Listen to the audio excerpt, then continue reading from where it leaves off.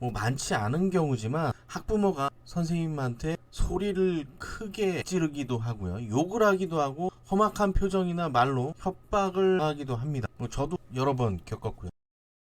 여러분 안녕하세요, 훈이쌤입니다. 오늘은 학부모 상담 방법과 주의할 점에 대해서 알아볼 거니까요, 영상 끝까지 시청 부탁드립니다. 구독, 좋아요, 알림 설정도 지금 부탁드릴게요. 그럼 시작합니다.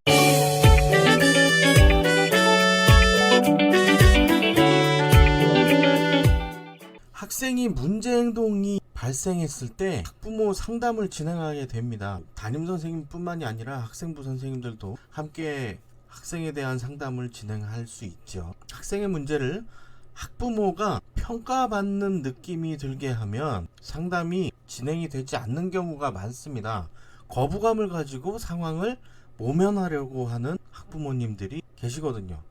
상담을 진행하는 선생님을 곤란한 상황으로 몰고 가기도 해요. 많지 않은 경우지만 학부모가 선생님한테 소리를 크게 지르기도 하고요. 욕을 하기도 하고 험악한 표정이나 말로 협박을 하기도 합니다. 저도 여러 번 겪었고요. 이런 경우에 혹시 필요하면 동료 선생님께 도움을 청하거나 경찰에 신고해서 후속 절차를 진행하기도 합니다. 교권보호위원회로 처리를 할 수가 있죠. 담임 선생님들은 학생이 평소 학교 생활을 할 때 관찰 일지나 상담 일지를 학생별로 만들어 기록을 해 두어야 합니다. 잘한 점과 또 성장하는 과정들을 기록하기도 하고요. 문제 행동의 과정을 파악해서 학생에 대한 생각을 기록을 해두죠. 학생에 관한 관심을 확인하고 기록을 해두면 자연스럽게 학부모 상담에도 활용할 수 있습니다. 학생에 대한 관심으로 기록한 자료는 학생의 부모님과 상담할 때도 설득력 있고 진정성 있게 나아갈 수 있는 객관적 자료가 되기 때문이죠.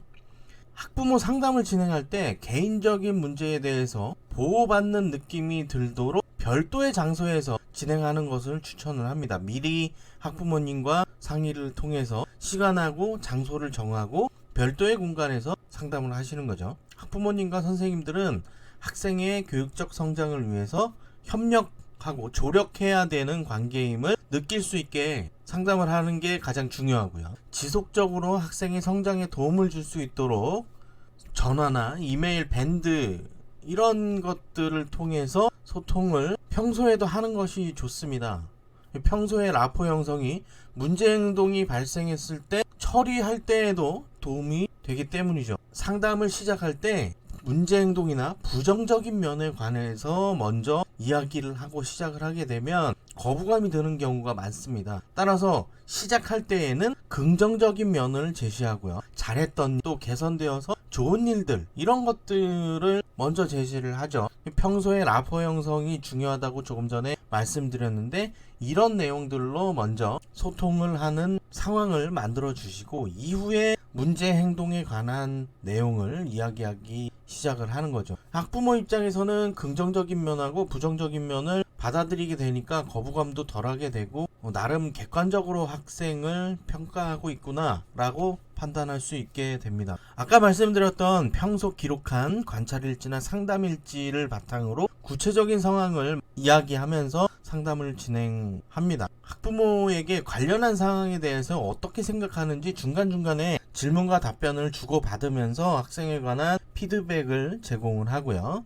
학생이 학교 생활에서 문제점은 뭔지, 학습을 위한 개선점은 어떤 것들이 있는지 학부모와 교사의 입장에서 어떤 방식으로 학생에게 도움을 줄 수 있는지 종합적으로 이야기하는 과정에 상담을 거치게 됩니다. 학부모님과 상담할 때 주의할 점들이 있어요. 일방적으로 선생님의 의견을 이야기하는 것은 역효과를 가져오게 할 수도 있거든요. 학부모가 마음의 문을 닫아버리는 경우에 학생을 지도할 든든한 지원자를 잃어버리는 결과를 가져오게 할 수도 있습니다. 상담을 진행할 때 학생에게 초점을 맞춰 진행하고 다른 학생 이야기를 한다거나 다른 선생님의 의견을 학부모님께 전달하는 것은 또 다른 문제를 발생시킬 수 있거든요. 이런 상황은 만들지 않는 것이 좋습니다. 학생의 심리나 학부모의 이야기를 분석해서 이야기를 하는 경우도 있습니다. 교사 개인의 의견을 전달하는 과정에서 이러한 상황은 학부모님께 오해를